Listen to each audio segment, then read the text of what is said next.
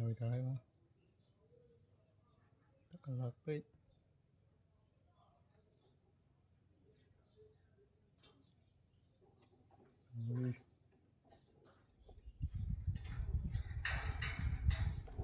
bờ chọc luôn chọc tray và chọc luôn cay năng điện đạn tẹn năng tiền.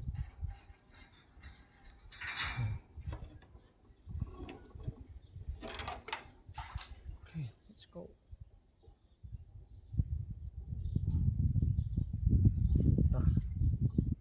Mùi nó đang tray à. Chọn hỗ.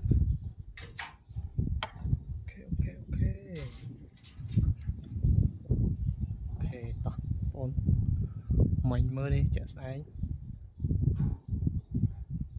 ngược lại mơ cái chọc đầu xem nào.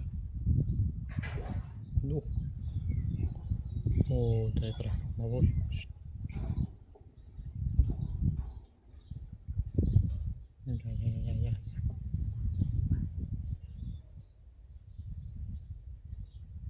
xí là hốt quá chọc.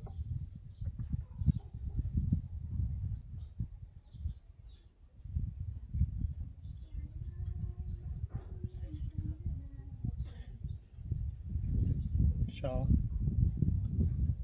chào phê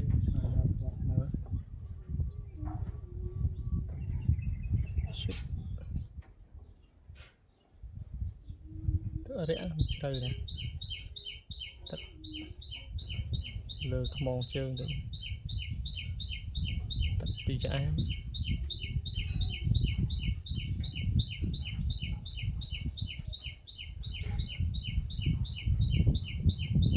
sao